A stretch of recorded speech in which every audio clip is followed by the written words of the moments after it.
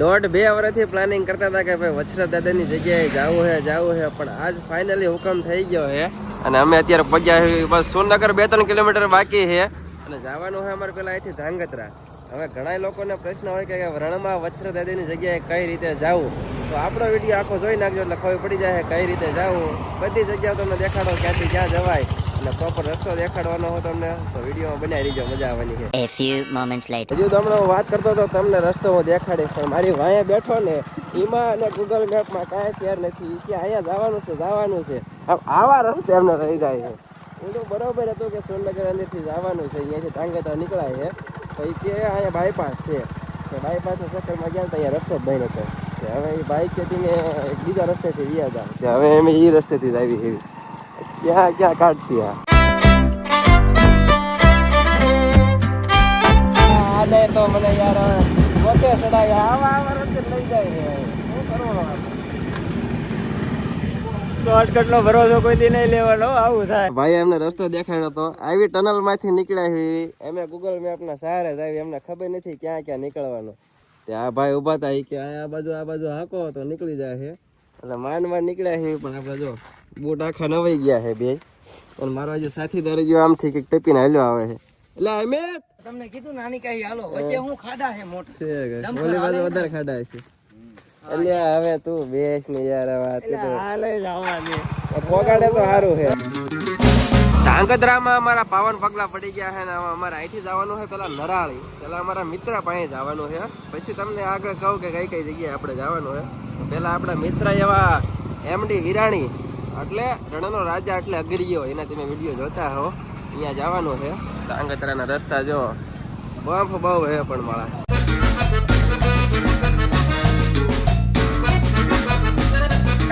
કેવું નિરાલી નરાલી આ ઘર દાડે બોલી જાય. નરાલી ગામ આવી ગયા છે ને વિરેજો ભાઈ, એમડી ભાઈ પગી ગયા છે. હા ભાઈ આપણે હું કેતો હતો ને ભાઈ અગરિયા પોતે. હાલો પછી હવે આપણે ક્યાં જવાનું પ્લાન શું છે? આપણે જવાનું રણમાં વછરા દાદા દર્શન કરવા. ઓકે જો પેલાના જમાનામાં હે ને કૂતરા રસ્તો દેખાડતા એવું કઈક હતું ને. હા કૂતરા તમને હે ને રણમાં ભૂલા પડી જાય ને રસ્તો દેખાડતા, એ બધી કહાની તમને અહીંયા ખબર પડી જાય. ઓકે એ બધી આગળ ગઈ છે, પણ અત્યારે ડિજિટલ જમાનો છે એટલે આ માણા આપણે રસ્તો દેખાડશે. હાલો ચા પી લીધી અને હવે જો આ બધા મોઢે બાંધે છે, કેમ કે આ ભાઈ કહે છે કે અહીંયા ડમરી બહુ ઉડે છે. અત્યારે ચહેરા જોઈ લીધો મેં મુસ્તકીન જોયું આવે એટલે એને મોઢે બાંધી લેવાનું. આપણે મફલર લઈ લીધું છે, ટોપી પહેરી લીધી છે અને પાણી લઈ લીધું છે, એટલે વચ્ચે કઈ રસ્તામાં વાંધો ન આવે. અને બસ આવડો જ રસ્તો છે, આમ જવાનું છે આગળથી. આ ભાઈ જાય ઇનવાય આપણે હાલી જવાનું. હવે ચાલુ થઈ ગયું છે રણ, ફરીથી 35 કિલોમીટર જવાનું છે આપણે રણની અંદર. અને ભાઈ રસ્તા જો અત્યારે એકદમ ફર્સ્ટ ક્લાસ ચાલુ થઈ ગયા છે કમ્પ્લીટ. અને આ બાજુ ઘોડખર ને એવું દેખાય છે. જો ઘોડખર એટલે નહીં ઘોડો કે નહીં ગધાડું, એને કહેવાય ઘોડખર કે શું કહેવાય? હા એવું ઘોડખર તો એવું છે ને. રસ્તા અત્યારે કમ્પ્લીટ ચાલુ થઈ ગયા છે. પાછળ દેખાય હવે ઠેઠ સુધી તમને છે ને આવું રણ જ દેખાવાનું.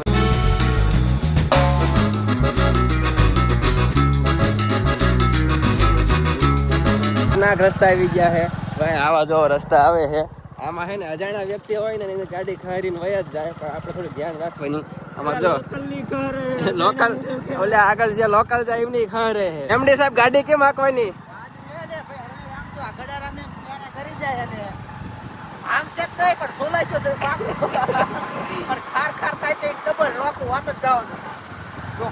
કેવા ચેક કરો હજી રસ્તો થતા વાર લાગશે રસ્તો. હાલો સીધા દાદા અમારે વછરા દાદા છે ને બહુ ઝાઝા એવા યાત્રાળુ આવે છે, એટલે આના અઘરિયા મદદ તો કરતા જ હોય છે પાણીની. પણ કદાચ લોકો ક્યાંક આડાવાળા હોય તો જો પાણીના જગે રાખ્યા છે. અને જો અત્યારે સુમસાન રસ્તો છે, કોઈ માણસને અવર જવર જ નથી આગે સુધી ભાઈ. એટલે છે ને પાણીની વ્યવસ્થા અત્યારે અહીં કરેલી છે. અને બસ થોડીક જ વારમાં પગી જઈશું. હા વાહ ભાઈ વાહ, પાણી એમને. શું નામ છે મિત્ર તારું? ઋત્વિક ભાઈ જો આપણને પાણી પાયું છે. વાહ હા આપણી બોટલ તો ભૂલી ગયા હતા.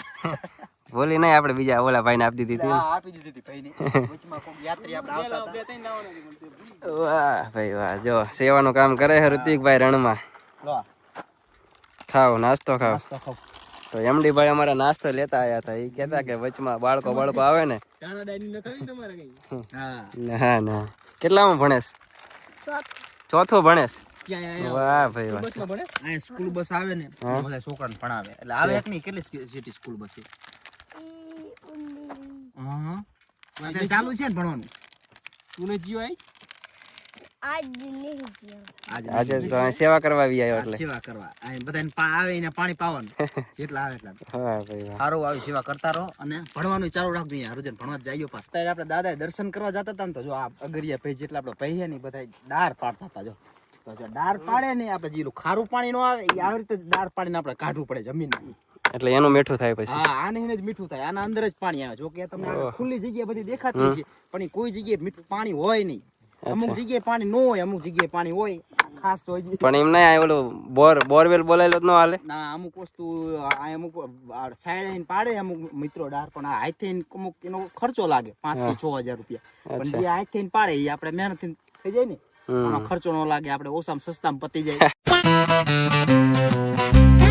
હવે કઈક માણા ને એવું દેખાણું ને પબ્લિક થોડુંક દેખાણું કારણ કે આપણે પગી ગયા છે વત્સરા દાદાની જગ્યા પેલા ક્યાં જવાનું આપણે હવે પેલા આપણે હાથ પગ મોટું ધોવા જવાનું છે હાલત ખરાબ થઈ ગઈ ડમરી થઈ ગયો હે બધું તો પેલા હે ને થોડોક થોડો ખર્ચો કરતા આવીને આપણે આ ભાઈ ની દુકાને જો અહીં ગાડી મૂકી દીધી હશે અહીંયા અને હવે પેલા હાથ પગ મોટું ધોતા આવી મોટું બોટું કમ્પ્લીટ ધોઈ નાખ્યું છે અને આપણા હાથમાં આવી ગઈ દાદાની પ્રસાદી લઈ લીધી આપણે નાળિયેર ને એવું તો હવે કઈ બાજુ રસ્તો હોય આ બાજુ આ સાઈડ જો હરી ઓકે આ સાઈડ જ છે તો ફટાફટ અહીંયા હાલીને પહોંચી જાય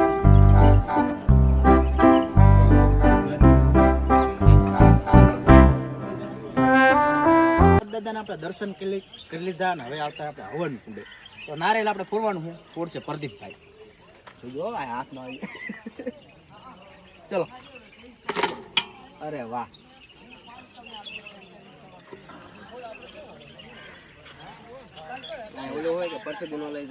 હા એવી માન્યતા કે આપણે પ્રસાદી નો લઈ જઈએ કે આપણે પ્રસાદી અહીંયા જ રાખવાની ઘરે નહીં લઈ જવાની આપણે વત્સરા દાદાના દર્શન કરી લીધા છે અને આ જે રહ્યું ને એ જૂનું મંદિર છે અને વાં એક અત્યારે ટેમ્પરરી રાખ્યું છે કારણ કે આ મંદિરનું રિનોવેશન ને એવું હાલે છે એટલે વાંય દર્શન કરી શકો છો તમે અહીંયા દર્શન કરી શકો છો હવે આપણે ક્યાં પ્રસાદી લેવા જવાનું પ્રસાદી જો ભુજના અત્યારે ચાલુ જ છે 9 થી 10 વાગે આપણે પ્રસાદી ચાલુ થઈ જાય દાદાના દર્શન કરીને તમે 9 થી 10 વાગે પ્રસાદી કરવા જઈએ કોનો સીધું આપણે પ્રસાદી જ કરવા જવાનું નાળિયેર ને એવું આપણે વધારે લીધું છે પણ એ કારણે અને અહીંયા દર્શન કરી લીધા દાદાના અને બસ હવે પ્રસાદી લઈ લેવી અને બીજી હજુ એક બે જગ્યા છે એવું તમને જણાવવા આગળ લઈ લીધી થાળીની વ્યવસ્થા રાખીએ અને આ બાજુ વાટકા અને ગ્લાસની વ્યવસ્થા ગ્લાસ લઈ લેવી કારણ કે પ્રસાદી રીતે લેવાની હોય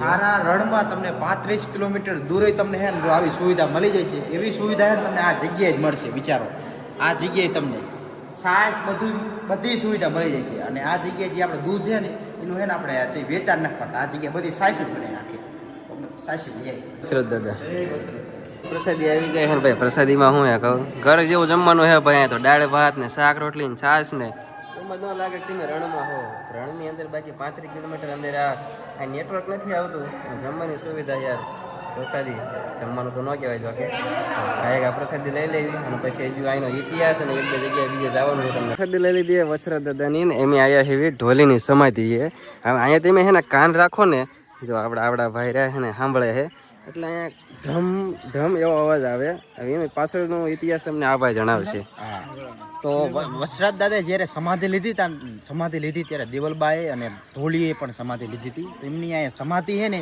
એટલે ગમે ત્યારે તમે અહીંયા કાન રાખશો ને ગમે ત્યારે દર્શન કરવા આવે તો તમને ઢોલના ભણકાર સંભળાય છે સાચા મને તમારે સાંભળવાનું તો સંભળાય બાકી તો બેરાય હોય સંભળાય નહીં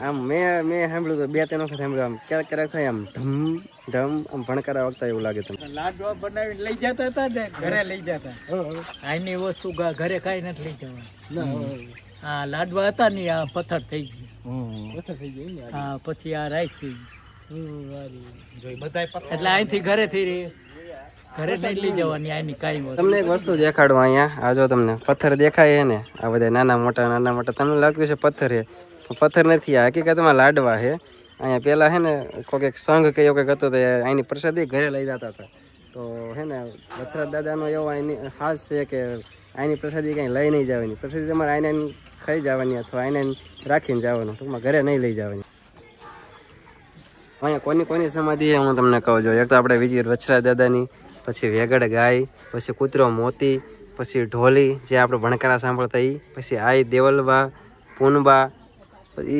ટૂંકમાં એમની સમાધિ છે. અને આમનો ઇતિહાસ શું છે એ આપણે વિરાણી સાહેબને પૂછવી. શું છે થોડોક ઇતિહાસ ઉપર છેલ્લો કહી દે. દાદા હે ને લડતા હે ને વચરાજ દાદા આ જગ્યાએ અત્યારે આવ્યા હતા અને આ જગ્યાએ એમનું આપણે ધડ પડ્યું હતું, સમજી ગયા. તો આ જગ્યાએ વચરાજ દાદાની સમાધિ છે, પછી ઢોલીની છે, પછી કૂતરાની, કૂતરો મોટી, વેગળ ગાયની બધી સમાધિ આપણે અહીંયા છીએ. અને વેગળ ગાયો જેટલી હતી એમાંથી એક ગાય હતી લગભગ 1964 કે એવું કોઈ મને સાલ હજી યાદ નહીં, ત્યારે લગભગ એક કે એવી ગાય હતી. અને અત્યારે લગભગ 8000 જેટલી ગાયો છે અને કોટિયા આપણને કઈ અંદાજ નહીં કુલ એટલી ગાયો હોય અત્યારે. વચરાજ દાદાના દર્શન આપણે થઈ ગયા છે અને પ્રસાદી લઈ લીધી છે. આ હું એક એવી જગ્યાએ આવ્યો હું કે બારે માં છે ને પાણી આવે છે, એટલે કે પાણી બંધ થતું નથી, ઓટોમેટિક પાણી આવે છે. અને ક્યાંથી પાણી આવે ને જમીનમાંથી આવે છે. આખા રણમાં છે ને તમને ખારું પાણી જોવા મળશે, પણ આ જે જગ્યાએ છે ને મીઠું પાણી આવે છે મસ્તનું, અને વગર મોટરે આવે છે પાછું. તો વચરાજ દાદાની જગ્યાએ તમે દર્શન કરવા આવો ને તો આ જગ્યાની મુલાકાત ખાસ લેજો અને કોમેન્ટમાં જય વચરાજ દાદા લખવાનું ભૂલતા નહીં.